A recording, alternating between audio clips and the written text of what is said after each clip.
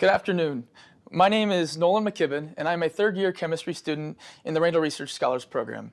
I work with Dr. Libo Tan in the Department of Human Nutrition, and my project is a cost-effective method to monitor in vivo changes in neonatal rats with retinopathy of prematurity. Just a brief overview of my presentation today. I'm going to begin with a brief introduction into retinopathy of prematurity, exactly what it is and how it's caused.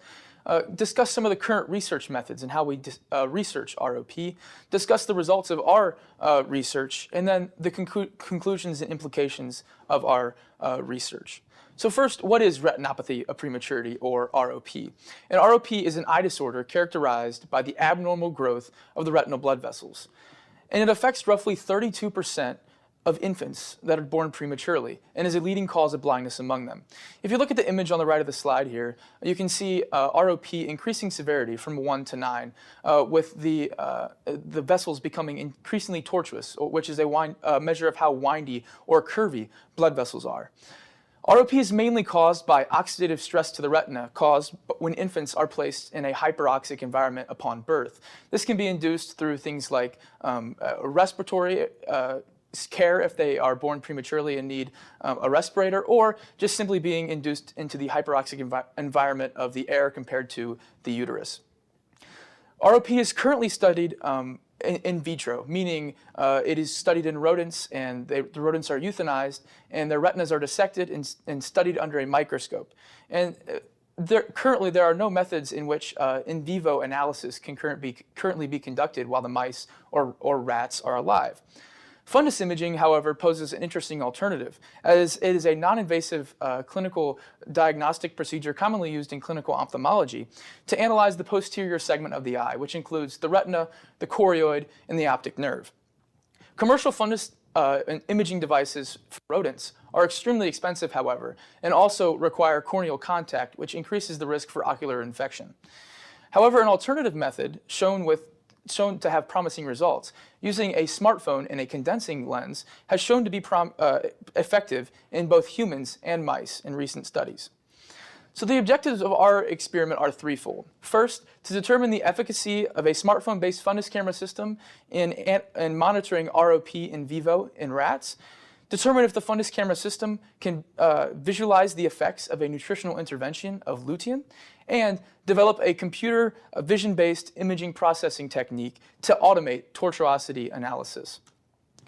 Our study consisted of two designs. First, a pilot study to determine the efficacy of our smartphone-based fundus camera system, and a lutein intervention study, which introduced the nutritional intervention of lutein to see if the camera system could visualize a change in the severity of ROP among rats that had a daily dose of lutein. Our animal model consisted of Sprague Dawley rats, which were injected with KRN633, which is a vascular endothelial growth factor, or VEGF, inhibitor that induces ROP-like blood vessels. And that was how we induced ROP in the rats. The pilot study consisted of 4 rats per group and had 2 groups, the ROP disease group and the control group. Alternatively, the lutein intervention study had 3 groups, one with ROP that were given a olive oil placebo daily dose, an ROP group that was administered a daily dose of lutein from postnatal day 9 to postnatal day 21, and a non-ROP control group. Fundus imaging was conducted using the smartphone-based fundus camera system in this study. To do so, the rats were anesthetized using 2.5% isoflurane. The eyes were then dilated with 1% tropicamide and 2.5% phenylephrine, which are both common eye drops used in clinical ophthalmology to dilate the eyes. One individual held the rodent's eyes open, as shown on the image on the right of the slide, and the other individual captured the images. The 90 diopter condensing lens was placed in a rubber gasket through which the phone was used to take images.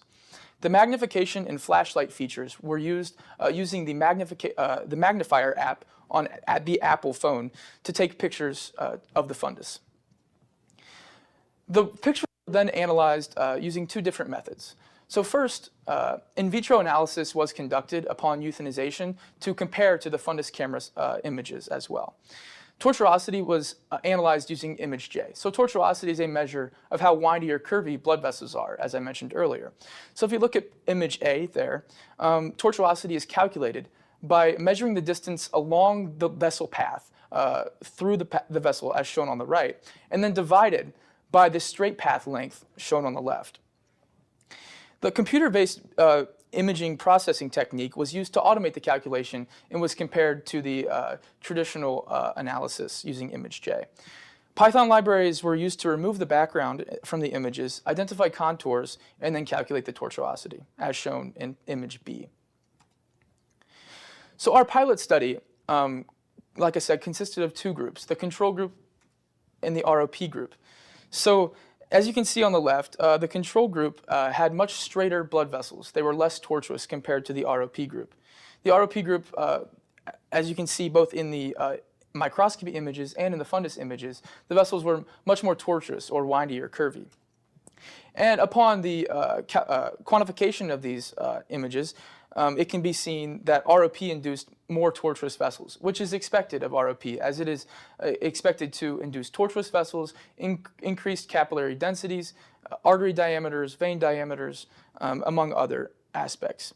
The microscopy images are denoted by the FITC images, which just stands for fluorescein isothiocyanate, which is the compound used to dye the arteries during analysis.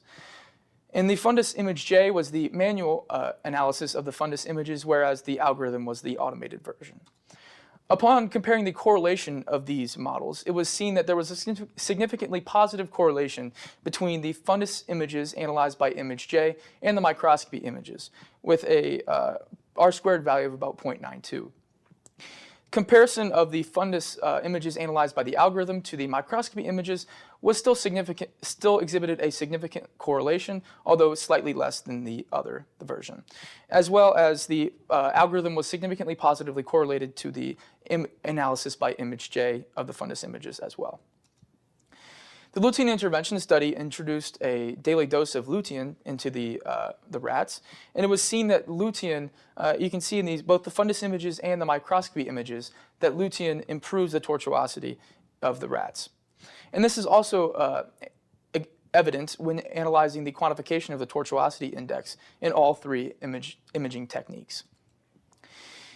Similar to the pilot study, there was also a significantly positive correlation between all three of the imaging techniques, although it was slightly less significant statistically compared to the pilot study. However, it was still significant statistically with a p-value less than 0.05. So in conclusion, the smartphone-based fundus camera system was successful at analyzing the tortuosity in neonatal rodents in vivo. The computer algorithm analysis produced analogous results to the traditional methods of analyzing tortuosity, such as the histological analysis and the fundus images using image J. And the smartphone-based fundus camera system can be used to augment traditional research with ROP, but not necessarily replace it, as there's many other measures of visual function that cannot be captured using the fundus imaging machine.